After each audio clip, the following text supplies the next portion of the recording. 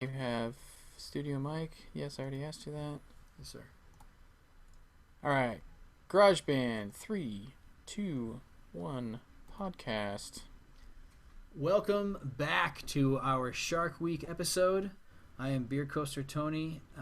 Come on board. We are drinking the Narragansett, the old Narragansett Lager beer.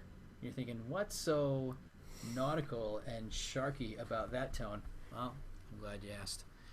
This was actually enjoyed. It says you're lucky enough to be holding a genuine, collectible, limited edition, retro Gansett Lager can. And if you watch Jaws, Captain Quint slams down one of these beers and crushes it. So hashtag crush it like Quint. All right, when you're drinking one of these. So this is a little shout out to the 1975 vintage can. They put this out in 2015 for the 40th anniversary of Jaws, which came out in 1975. It is a lager beer, as I had previously mentioned. I should mention, it's from Narragansett Brewing Company. Narragansett Beer. What are they? Narragansett Beer. Narragansett Beer. There it is. Narragansett Beer. From Narragansett, Rhode Island, I'm assuming. I clearly did my research before this happened. Oh, Pawtucket, Rhode Island. Pawtucket. The old Pawtucket. Their website is narragansettbeer.com. This is a beer. The ABV is 5.0, 12 IBUs, classic American lager, and the workhorse of the Gansett stable, they say. Available all year long, in bottle, can, and on tap! Exclamation point. They brew their lager with 6-row malt, a secret blend of Pacific Northwest hops, corn from Iowa. Secret blend. Shh. Corn from Iowa, their lager strain. The same one the brewery has depended on since just after Prohibition. And the purest water from lakes Ontario and Hemlock. All right. Wow. There you go. There's a little history for you. Received the bronze medal of the American Lagers at the 2008 World Beer Cup. 2010 gold medal winner in the lager category at the 14th annual Great International Beer and Cider Competition in Providence, Rhode Island. And a bronze medal winner in the 2010 World Beer Championship. Silver medal in the 2011 World Beer Championship. Gold medal in the 16th Annual Great International Beer and Cider Competition in Providence as well in 2012. I think it's going to be pretty good. It was first brewed by the original six back in 1890. What? Oh. Wait, yeah. The lager is old. Oh, the lager is old recipe. reliable. The first beer of this recipe was brewed by the original six, they call themselves, back in 1890. The best-selling beer in New England from the 1930s to the 1970s, and the official beer... the official beer of... Well, you can sleep on this one because this is boring. The official beer of the Boston Red Sox. Oh, yeah, I was going to mention that. 1944 to 1975. But, I mean... Whatever. Once Jaws came out, the Bostonians were like, we don't want anything to do with Gansett anymore. We're good. Cracking it. It's in the can. And I'm going to put it in the glass. Even though I should be drinking it from the can. I mean, that's what Quint did, right? He drank a lot of those from the can. He did. From what I understand. And I'm inside my house, so I will not be crushing it like Quint, unfortunately. So. Oh, come on. Use your imagination. You got to do it. There it is. There you go. Crush it like Quint. Nice. Boom. Hashtag Crush it like Quint. That's it. All right. Now, he actually did, I don't think he got drunk off of Narragansett, but he did get drunk during the filming. Did like he really? the scene where he's sitting, they're inside the cabin and he's like singing some, I mean, he sings a bunch of like sailor songs throughout the movie, but the one where they're inside the cabin and he's drunk, he actually did get drunk. I think he drank, I don't know what he was drinking, it was like whiskey or something like that, but That's fantastic. yeah, they had to cut out a couple parts of that scene because he was too drunk. That's in the outtakes. Yeah. Yeah, it's worth the price of the DVD. All right, so you got the ingredients. You got all. I gave you everything. I gave you like a little history of what's going on. So let's just look at the beer and talk about it. So on the pour, it's got some nice pillowy head there. You can see that. It's about half a human finger of head. Frothy, kind of sticking around. Decent lacing along the outside of the glass. Very clear. I can almost see right through it. The beer kind of warmed up just a little bit while it was sitting here, so there's no chill haze. This is very clear. I can see right through it. Decent carbonation. Again, that laser etching in the bottom of the glass is triggering a lot of bubbles right in the center there, which is kind of cool. On the nose, yeah, that corn kind of sweetness. Corny sweetness. Little, I don't know if danky is the word, but just that, I don't know, lagery, metallic kind of smell. I think you hit it with corny. Yeah. Dem adjuncts. What is it? Iowa corn? Iowa corn. Some Huskers? Yep. Oh, that's Nebraska. Yeah. And the head is more or less dissipated altogether now.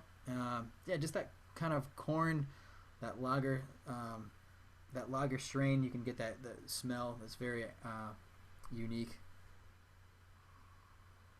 A little metallic-y. Yeah. All right. Cheers. Cheers. To the captain.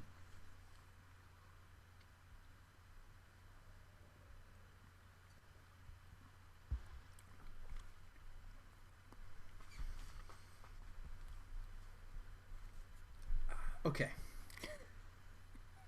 This is one of those classic examples of, now here I am, I'm hyped up about the beer. I just read about a page and a half of credits, between 2008 World Championship and 2012 and all the stuff, and it's the official beer of, some baseball team in Boston. It's got you all excited. Got me all worked up. But it's one of these beers that I'd love to just see this compared to other macro beers. Like what other macro lager style beers? Like is it going to be that different? Because I've read all that. I feel like I'm kind of expecting it to be a good beer, and I'm drinking it. And normally, now the 6-pack was like $6. I mean, normally most people would kind of just shy away from the Narragansett Lager, but it's good. It's got that little bit of like grainy sweetness. It's got kind of a crispness to it. There's really nothing crazy about it. There's kind of a clean finish. Nothing really, like I said, nothing too complex about the beer.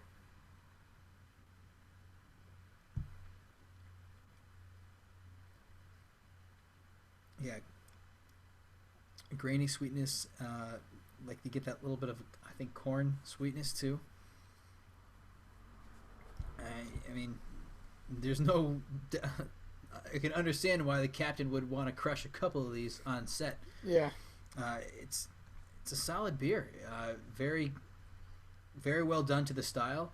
Again, I'd love to try and let's compare this to other different lager style beers and see if this stands out as one of the better ones. I feel like I'm a little bit partial right now because of everything that I just read, but I like it. If you're looking for something that's gonna nothing too offensive, you want to just kind of throw back a few beers, grab a 30 rack and I mean, I would grab this over a 30 of something else that's macro. It's Narragansett. Is Narragansett macro? Would you even call them that? No, they're local. Yeah. I mean, there's only really macro guys in the game are Coors, Miller, and Bud, right?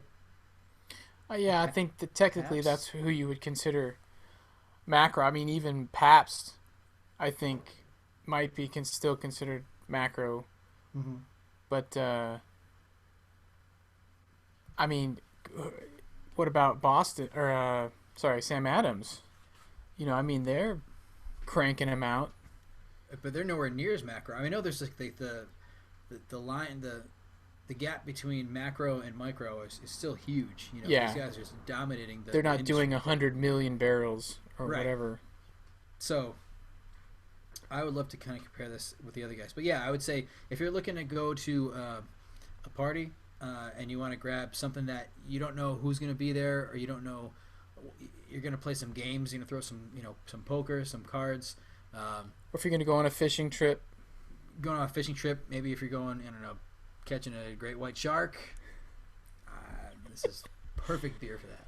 This is the type of beer that I'm hoping people who like Budweiser and Miller and all those macro ones that we're talking about, this is the type of beer that I hope that they're buying and saying, "Oh yeah, I mean, I grew up drinking, Olympia, or I grew up drinking Schlitz or whatever."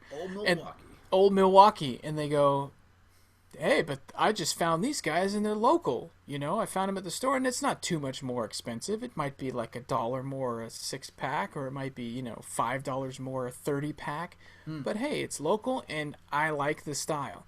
That's with these type of beers. Like, I mean, I'm not a huge lager guy. I do. Yeah, me neither. I can respect lagers when they're well made and they're, even if you find a lager that's made by a local guy, a small microbrewery or craft brewery, and they do a lager, if it's not good, then it's not good. But that's what I'm hoping, that people who like lagers or grew up drinking the macro beers, this is what I hope that they're drinking. Because look, I know lagers are hard to brew, and especially for a small brewer, and they actually have a lager in their lineup. I'm hoping that you're drinking those ones. Yeah. You know what I'm saying? Like, yeah, I hear you. I mean, this is one of those things that you want to. It's going to be that the style that you wouldn't normally, like the people that are used to drinking those macro styles. I would like to see them go for something like the Narragansett line, like this. They shouldn't be afraid of something like this, because it's not familiar. They still shouldn't. It's like, dude, it's a lager, and that's what you drink. So at least you'd be drinking something that's well crafted. They're using good hops. They're using good corn or whatever. It's small batch, smaller than. Anyway, that's my soapbox for the day. It'd be fun to do a blind tasting with this. Yeah, it would. Get like three different lagers. What kind of macro would you put with this? Like, what's a What kind would you put with it? Well, because the Bud Light is like Pilsner, so you wouldn't compare something like that. No, I would stick. I wouldn't go with a light. I would stick with, straight Coors, or straight Budweiser, or what are they calling it now? Coors America. Original. Is that Coors Original? Yeah, just Coors, just straight up Coors. Coors. Just not Coors Light. The banquet beer. Yeah. A banquet beer. Or like, I don't know, Michelob. Is that a lager? Yeah.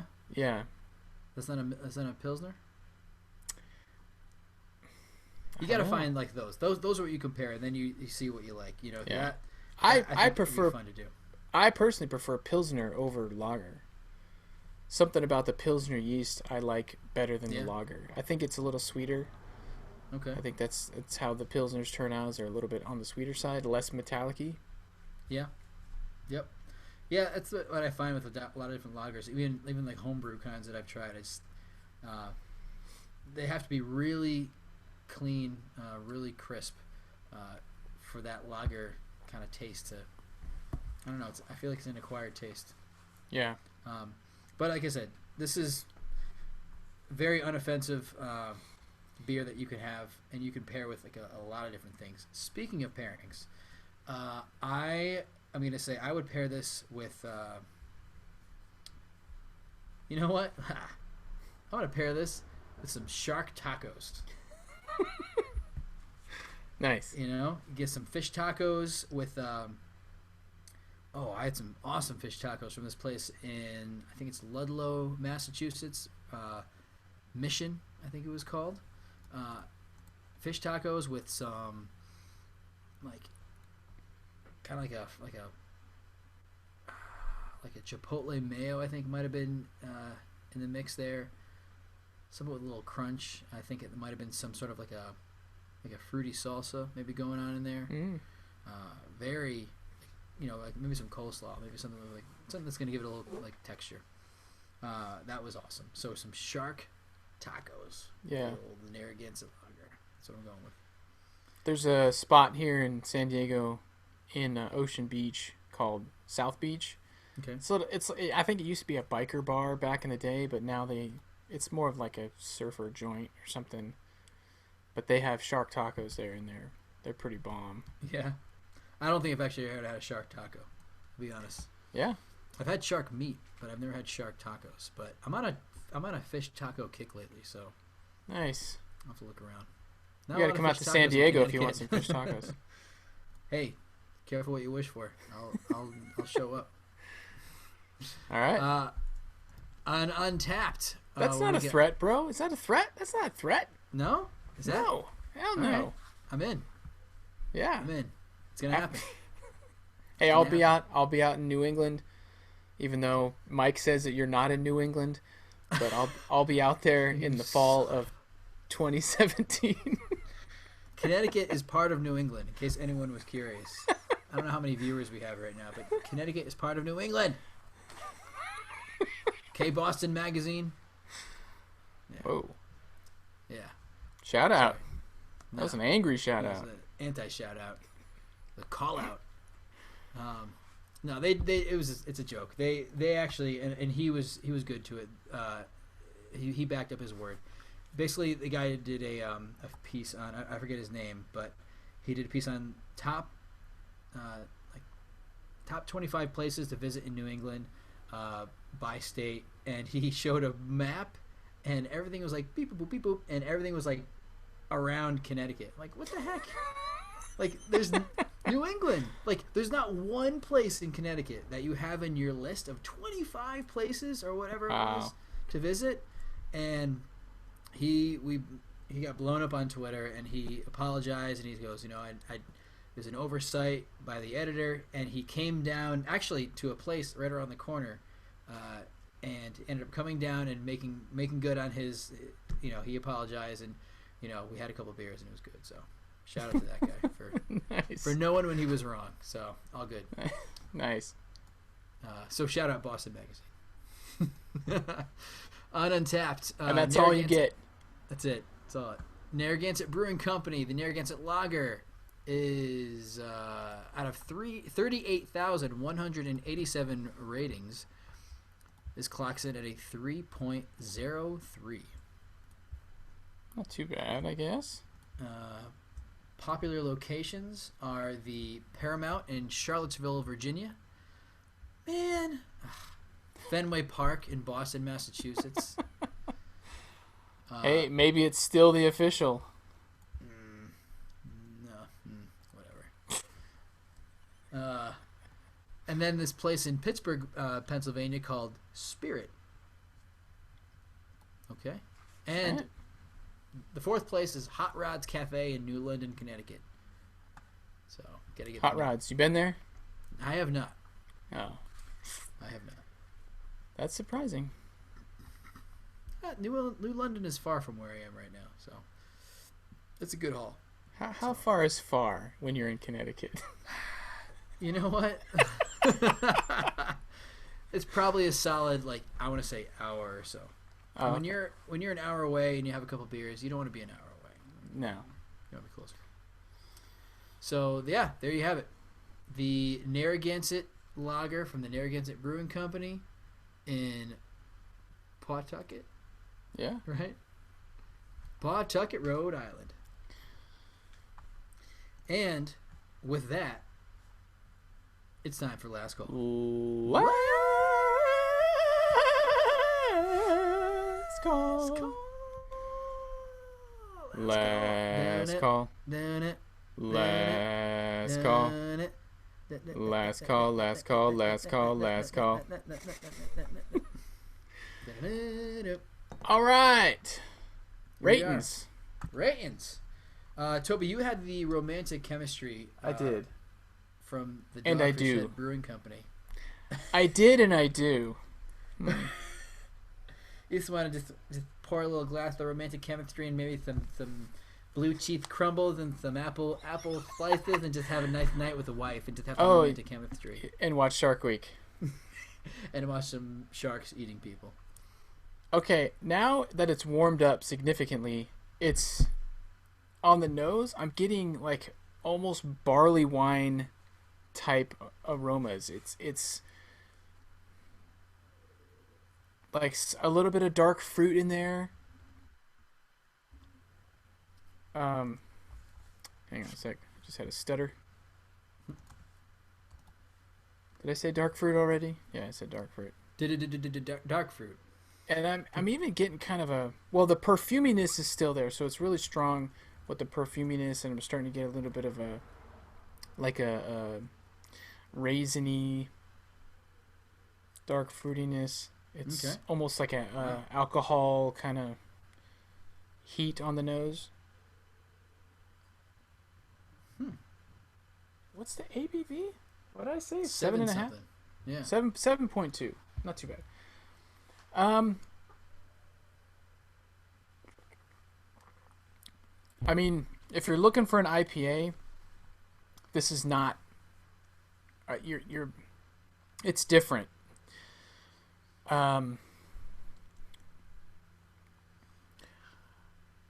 think more like fruit dominant than it was. Like you said, grassy tones, but like still getting some of the grassiness. The fruitiness is still there, but as it's warming up now, it's starting to turn more toward. And I still get the mealiness.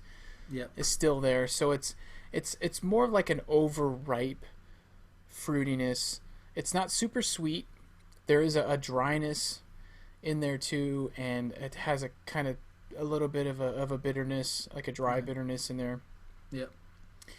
But it's very different for an IPA. Sounds it. I already untapped it and gave it a rating on Untapped, which I don't do very often while we're recording the show, but I gave it a 2.5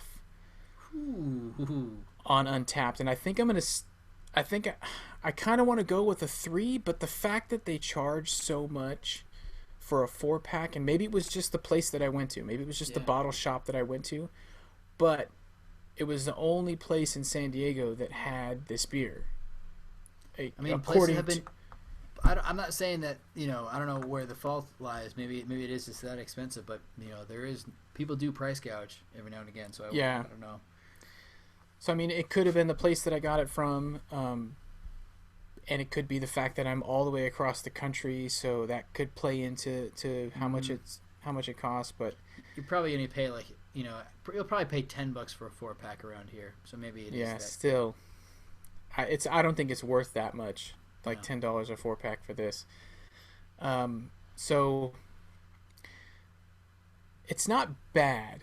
It's not a bad beer. It's not what I really look for in an IPA. It's a little different, but it's got mango and apricot and ginger, even though I didn't get any of the ginger. Okay. So maybe I'll bump it up to a 3. No, I'm gonna stick with 2.5. I won't get this again. Stick to your guns. I'm not really going to recommend it to anybody, so yeah, I'll stick with a 2.5. So it's a little on the disappointing side, especially for the price. I will say I was fortunate enough to actually only buy the single of the Flesh and Blood Dogfish, the Flesh and Blood IPA. And that was, I want to say that was like $2 something for a single. So, it would add up. If I had a 4-pack, that's not too bad. Maybe it might have been 3. So, I probably would have spent, like I said, 4-packs for Dogfish are probably around $10 around here, for the most part. But you brought up a point about like the away from the prices. You said like I wouldn't call this an IPA, and I feel like what was good about this beer was that I think that it had maybe that hot presence that paired well with the tart blood orange and like the lemon flesh that they used in the beer. It was balanced. That was good. I don't think this would have been as good. I think it would have been like too fruit dominant if it was like a pale ale or a different style. So the fact that it was an IPA is good, but when I get an IPA, if I want an IPA, I want something that is going to have that. I want something that's going to be maybe a little bitter, maybe something that's a little more like fruity, like citrusy, piney. Well, yeah. You want that bite. You want that mouthfeel. You want, and the bite you get is the tartness of the blood orange. That you don't get that from the IPA angle. So, if you're looking for an IPA, I wouldn't get this. But if you're looking for something that's refreshing and mildly tart that you're gonna enjoy during like during a hot day, then yeah, I would totally get it. But then again, if you're going to be buying some beers for a group of people, or you're going to have them like in the afternoon, if you're going to drop $12 on a 4-pack, then there's other options out there. So careful on the pricing. But if you can get it for like not too much and you want to try it, absolutely grab one, grab a single, or a 4-pack if you can get it for a good price. So I'm going to give this a 3. I gave it a little higher rating on Untapped, but and 3 is not bad. Like 3 is above average. Yeah. I think it would be a good beer to have on a hot day, but it's the new Dogfish. It's going to be a little bit more expensive, and I know that if I go to the store and I see a 4-pack of this for say it's $11.99 or even $10, and I see a 6-pack for $10.99, I'm going to get the 6-pack. I'm not going to spend the same price and get 4 beers. So I know Dogfish is doing different things. I know that they're using different ingredients. I know that their brewing process is a little bit more involved. So the price, yes, but either they're doing something really right or they're doing something wrong, because some of the times, and I think Mike, shout out to Beer Coaster Mike, but I think he'll agree with me that it's a lot of times with Dogfish beers, it's hit or miss. It's not like, yeah, I'll get this again because it's good, but it's not awesome. There's certain beers that Dogfish does really well, and they knock it out of the park. And then there's other ones where you're just like, what the hell am I drinking? This is just too weird, and it's not. So I don't know if it's just the ingredients that they're choosing, and they're so experimental, and those guys have a different kind of palate. And they're just like, check this out. We're doing ancient stuff. We're taking crazy ingredients and we're making it work. But like 60 Minute, okay, 60 Minute is awesome. That's a great IPA. 90 Minute, great 60, double 90. IPA. Yeah. But when you get a 6-pack out here in San Diego, now I don't know, I can't remember offhand, but I want to say a 6-pack of 60 Minute is around like $12. Over $10 for sure. And I'm like, okay, that's a good beer, but I'm in San Diego. Yeah. I mean, IPAs, good IPAs, are a dime a dozen. I mean, I can go anywhere and get a knockout IPA for way less. So why am I going to... And I like Dogfish. I love 60 Minute. I love 90 Minute. But I'm not ready to, like, at this point, I'm not ready to spend that kind of money. So it's interesting that it could be the distributors or whatever, however that plays into price point when you're like going into a new market or somewhere. And they're coming, like you said, they're coming all the way from, like, they're in Milton, Delaware. Yeah. And they're making their way out to San Diego. Like, they may tack on another $1, so that's understandable. But yeah, and you brought up a point too, and I won't harp on it, but yeah, just one of the things that Dogfish does is that they have a couple of beers that they try a lot of new things, and like shout out to them for like going for it and trying new things. But let me tell you, and I'll give you one example of the Tahinkit, where they used what they called dam fruit, which is an Egyptian fruit, and I'm not sure, I don't have any ingredients in front of me, but let me tell you, I bought that beer at a New Year's Eve party couple of years ago, thinking, here I am, like people kind of know me as like a beer guy. I'm gonna show up to this party. I'm gonna have a bottle. I've got a reputation. I got street cred. I got rep. And I roll in and I'm ready to go. I'm like, hey guys, thanks for having us. Blah blah blah. Crack open the beer, and a pungent smell of tuna fish entered the room. Oh yeah, and I was thinking, holy cow, like what is this? And I'm thinking, oh maybe it's just like kind of like a little stinky. Maybe it's like that, like kind of that funky maybe Pilsner smell. And let's just let it like breathe a little bit. Poured into some glasses. We cheersed it, and it was horrible. It was absolutely horrible. And I can probably count on one hand the amount of beers that I've dumped. And I immediately apologized to everybody. Said, please don't drink this. This is ridiculous. Everyone like took a sip and they're like, nope. And everyone dumped it. And I dumped the bottle and totally threw it away. I'm like, this is ridiculous. I bought another bottle about a couple weeks later. Same thing. A couple weeks after that, there was a Dogfish Tap takeover at a local place. And I saw it on draft. I'm like, it was like my nemesis. I'm like, you son of a bitch. Like, I'm going to try this. So I'm like, you know what? Let's see if it tastes different on draft. Yeah. Night and day difference. Refreshing, light, airy, had that like kind of like straw, like hay quality, almost like farmhousey, and I feel like that's what they went for. And I don't know if it just didn't work in the bottle, but night and day difference. I'm thinking the same thing about the romantic chemistry. If I were to have this on draft, I'm pretty sure it would be different, and I might actually like it a lot better on draft. Yeah. And that maybe that's the thing. You're coming from all the way across the country, whatever. Bottles, heat, maybe something happens in like keg. They're a little bit more to style. So yeah. Anywho. All right. So there's a Dogfish line, and then you had the Lost Nation. Lost Coast. Lost Coast. So, yeah. Sharkinator from Lost Coast. White IPA. It's good. It's refreshing. It's very drinkable. Super drinkable. I mean, it's under 5%. I can't remember what it was. I think it's 4.8%. And I mean, it would be good in the can. It's great on a hot day. I would get this again. I got a 6-pack of it. So, and Lost Coast is usually pretty reasonably priced. Yep. So I'm gonna give it a 3.5 out of 5. I like it. All right.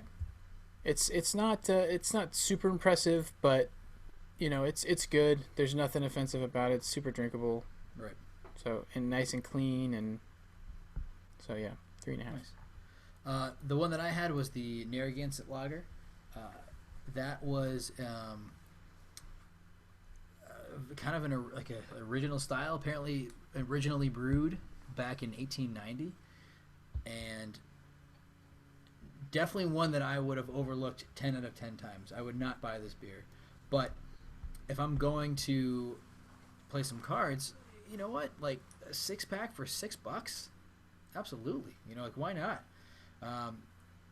Shoot, like if I'm gonna play cards with like a bunch of friends, like I might grab a 30 rack for this, or 12 or 18, so I can it's gonna cost me $20 to buy like 18 beers. Like why not?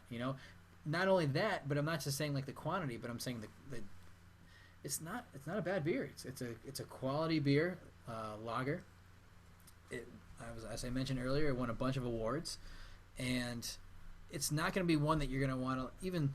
I poured it into a glass, but you don't really need to like pour it into a glass and like look at the color and like smell it and see how it's doing and check out the ingredients. Like, just drink it, crush it, like crush it like Quint. Play some cards, hunt some sharks, whatever you're doing that day. It's a decent beer. So. But that being said, it is so plain. It is such a plain beer. Like I can't. When I think of 3.5, even 4s and up, that beer needs to get my attention somehow. Oh man, like this session IPA. It's really good usage of like Citra hops or Cascades or Centennial. This is just there's nothing bad about this beer, but there's nothing really outstanding about it as well. So I'm gonna give it a 2.5.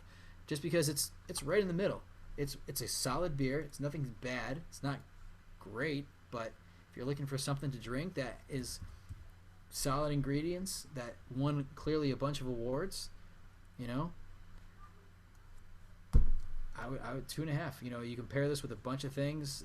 Summertime right now, or maybe it's fall time right now, depending on when you listen to this, and you can pair this with a lot of different foods.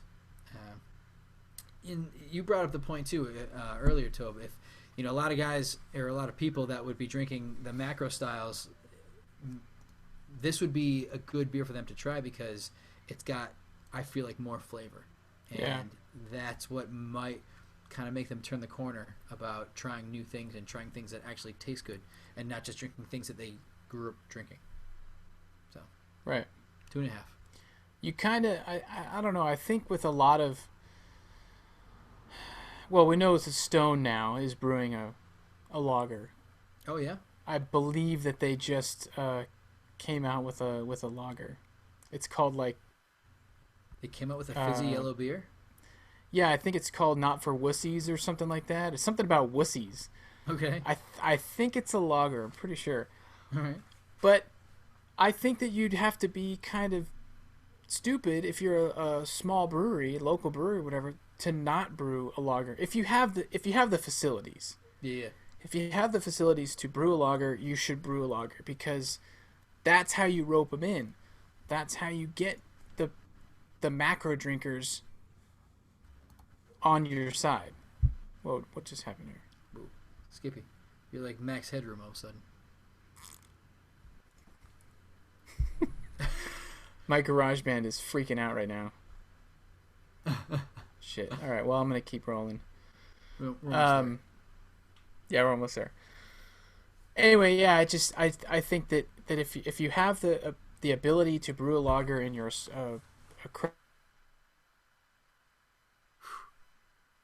Uh-oh. No. you should do it. Dude. Oh, no. We're falling off the rails. We're sinking. Okay, anyway. That's it. Let's do some shout-outs.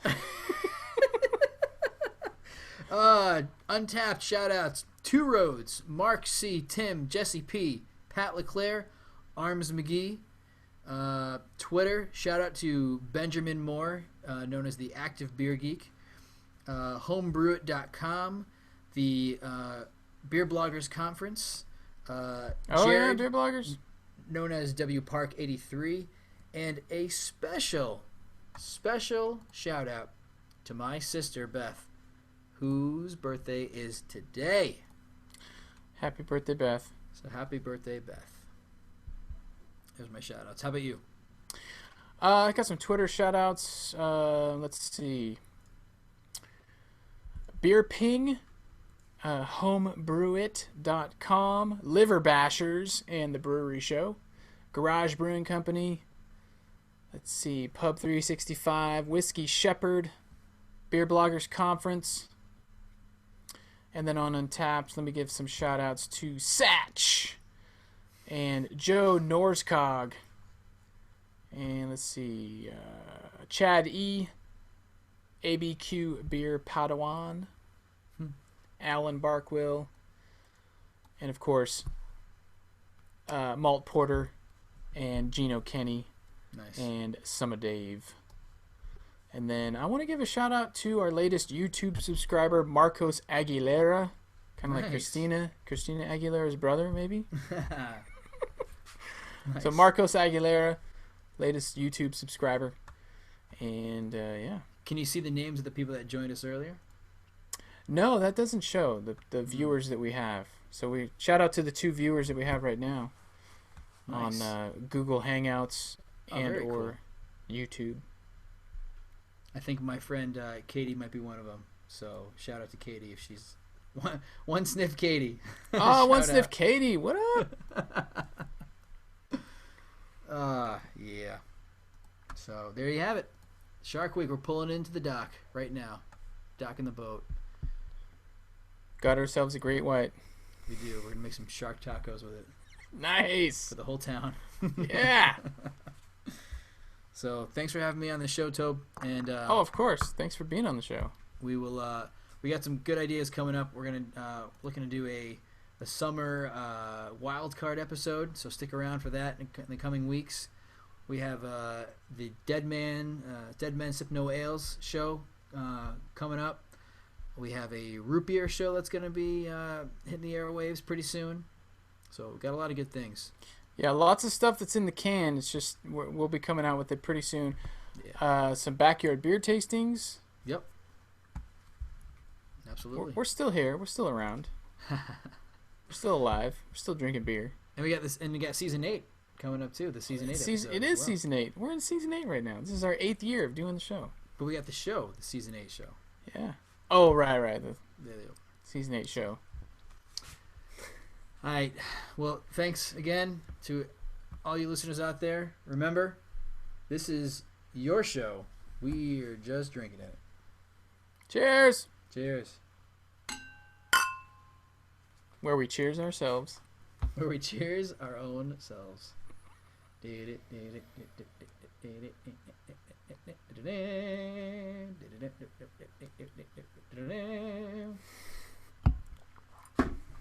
going to need a bigger boat for sure.